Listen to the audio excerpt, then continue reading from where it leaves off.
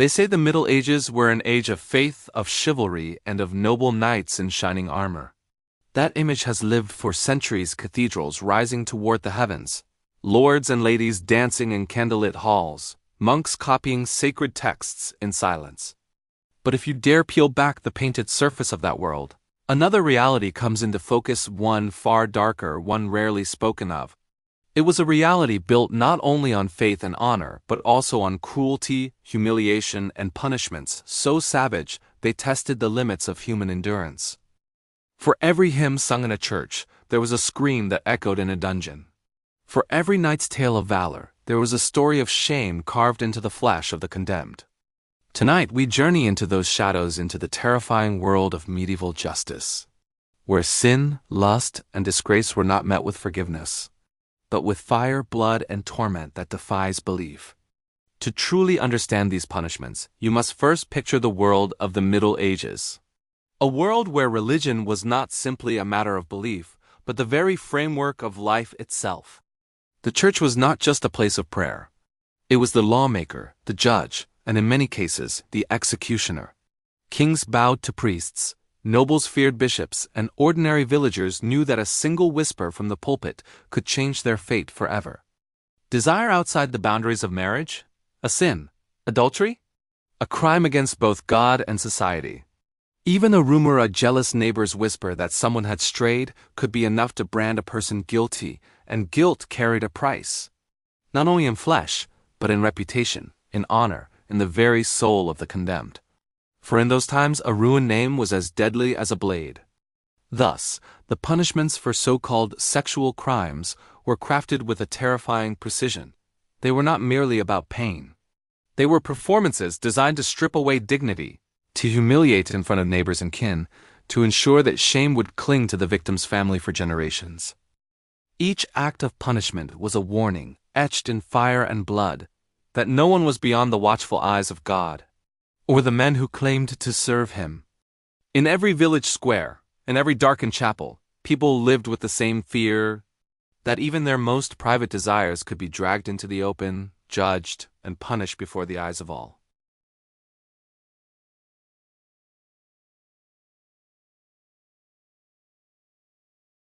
One of the most terrifying punishments in the medieval world was branding with the red-hot iron. This was not merely a punishment, it was a ritual of fear, designed to make the body suffer and the soul collapse.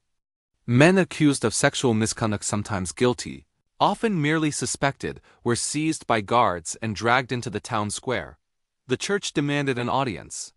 Priests gathered, nobles leaned forward, and peasants pressed close, waiting for the spectacle. A great iron rod was placed in the fire, its tip glowing from orange to blinding white. The silence was broken only by the crackle of flames and the distant ringing of church bells. When the executioner raised the iron, time seemed to stop. The hiss of metal on flesh was louder than the cries of the condemned, and yet the agony of the burn was not the true punishment. The scar remained forever, a permanent mark of shame.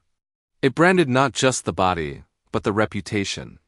From that day forward, every villager, every neighbor, every passerby could see it. The branded became a living warning, a walking sermon about obedience. No feast, no prayer, no act of charity could erase it, and so the punishment achieved its purpose. For pain faded, but humiliation lasted a lifetime. And in the darkest irony, many who were marked this way were not even guilty. But innocence did not matter once the iron touched the skin. Society saw only the mark, never the man. And so the punishment achieved its purpose. For pain faded, but humiliation lasted a lifetime. If there was one punishment that men feared above all others, it was castration by the blade.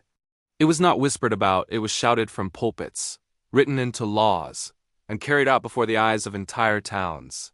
Unlike branding or whipping, this punishment did not fade with time. It ended a bloodline, erased the possibility of heirs, and left a permanent scar upon a family's name. The method was as crude as it was horrifying. No delicate tools, no mercy, only sharpened knives, axes, or blades wielded by men whose task was to terrify as much as to wound. And though the executioner's hand delivered the blow, it was the church and the crown that struck the deepest cut into the pride of the condemned. The punishment was almost always public. Crowds filled the square, not because they felt pity, but because they wanted to witness fear. Parents brought their sons as a warning, wives clutched their husbands' hands tighter, and priests nodded solemnly, as if God himself approved. In those moments, the condemned ceased to be a man. He was transformed into a spectacle, a breathing example of what happens when lust defies law. The screams echoed off stone walls, mingling with the murmur of the crowd. Some turned their heads away in disgust, others leaned closer, hungry for the lesson carved in flesh. And when it was over, silence would fall not out of respect, but out of terror. In the Middle Ages, castration was not just of the body. It destroyed dignity, legacy, and generations with a single blade. The pear of anguish was no ordinary tool. Forged of cold iron, it looked almost harmless at first. A small, pear-shaped device, smooth on the outside, but hiding a cruel secret within. Once placed inside the victim's mouth, or worse, into the very parts of the body meant to give life, its metal leaves would be twisted open with a screw. With every turn, the jaws of the device stretched wider, tearing flesh, shattering bone, and leaving the victim broken from the inside out. They said it was used on women accused of adultery or lust. For the church and the law, it was not enough to punish their sin. Their voices had to be silenced, their very essence destroyed. It was humiliation disguised as justice, cruelty paraded as morality. Some accounts claim the screams could be heard across villages, while others insist the device was shown more as a threat than a tool, a symbol of what awaited those who dared defy the rules of purity. Whether every tale is true or partly exaggerated, the legend of the pear still lingers. And perhaps the true terror lies not in the metal itself, but in the minds of those who conceived such a thing. A reminder that, in the Middle Ages, punishment was not only about death, but about erasing humanity piece by piece. And to many, just the sight of the device was enough to crush their spirit before it was ever used. Sometimes the punishment wasn't death, but humiliation stretched out over endless hours. Adulterers were stripped, chained, and whipped in the town square. Their screams drowned by the laughter of neighbors. It wasn't just flesh that was torn, but dignity, pride, and every shred of humanity. The sound of leather cracking through the air became a drumbeat of shame, a reminder that sin was never private. And the price of desire was to be destroyed before the eyes of your own community. Children watched, elders jeered, and priests stood in silence, their approval heavy in the air like smoke. The victims bled not only from their skin, but from the humiliation that clung to them long after the wounds had healed. For long after the pain faded, the memory of those mocking eyes never left them. It was punishment designed to last a lifetime, to brand the soul with terror, so that no one would dare repeat their mistake. And yet sometimes the punishment did not end when the whips were lowered. The condemned were left chained in the square, their torn bodies exposed to the cold wind, while villagers threw rotten food and stones to deepen their shame. Hours passed, sometimes even days, as the victims' cries grew weaker, until silence became the loudest sound of all. This was not justice, it was theater, a cruel spectacle where suffering became entertainment, and humiliation was carved deeper than any wound. We often imagine chastity belts as strange relics of control, cold iron contraptions locked around the body, symbols of jealousy and domination, but in truth some were far more sinister.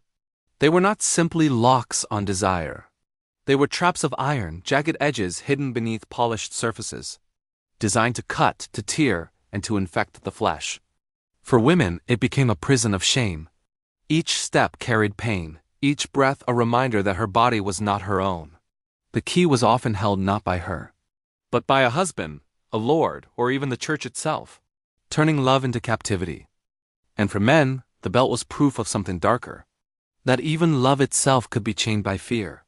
It was a silent warning that intimacy, the most human of acts, could be turned into a weapon of control. Whispers tell of women who perished not from sin, but from the infections and wounds inflicted by these devices. Others carried the scars for life, marks not only on the flesh, but on the soul. In the end, the chastity belt was more than metal. It was humiliation forged in iron, a reminder that in the Middle Ages, punishment reached into the most private corners of the human heart. The chastity belt was more than a cruel invention of iron. It was a symbol that trust could be shattered, that intimacy could be poisoned by fear, and that love itself could be turned into a weapon of torment, reminding all who saw it that even the most sacred bond between two souls was never truly safe in the Middle Ages. In the most extreme cases when sin could not be forgiven, those accused of lust, heresy, or the dreaded charge of witchcraft were bound tightly to wooden stakes surrounded by gathered crowds. The flames that licked their bodies were not meant only to kill. They were declared by the church to be cleansing fires, purging corruption from flesh and soul alike. The heat was unbearable, the air filled with smoke and ash, and yet officials stood in silence, proclaiming this was justice, that pain itself was the path to purity. Their cries rose into the night, echoing against stone walls. And as the last embers dimmed, the church announced that the ashes left behind were no longer sinful remains, but a soul washed clean through suffering. And so fire became both executioner and priest, its flames licking the sky like a sermon no one could forget. To the church it was justice, to the crowd it was terror dressed as holiness, and to the condemned it was the last proof that mercy had no place in this world of faith and fear. For some there was no spectacle, no fire, no iron, only silence. Accused women were bound in ropes, their hands trembling as they were dragged to rivers and lakes. The crowd gathered on the banks, their faces lit by lanterns, whispering prayers, yet none dared to intervene. If the accused sank beneath the water and did not rise, she was declared innocent, but her life was already lost. If she somehow managed to float, to gasp for air, it was seen as proof of witchcraft, a cruel paradox where survival itself was the mark of guilt. And so many vanished beneath the black waters, their names erased, their cries muffled by the current. The river became their grave, and history their silence. Some say, on quiet nights, the rivers still whisper with their voices, a faint cry carried on the wind, reminding us that innocence, once drowned, never truly returns. These were not just punishments. They were warnings carved into flesh and bone, designed to control desire, silence rebellion, and keep power in the hands of the few. So next time you hear the word medieval, remember it was not only an age of castles and knights, but also of chains, fire, and fear. It was a world where power was maintained not only with swords and crowns, but with terror written on the bodies of the condemned. Every scream, every scar became a message to the living: obey or suffer the same fate. And though centuries have passed, the echoes of those punishments remain. They remind us that behind the legends of shining armor lies a darkness that history too often forgets. If you want more dark tales of history's most brutal secrets, subscribe and join me again as we uncover the shadows of the past.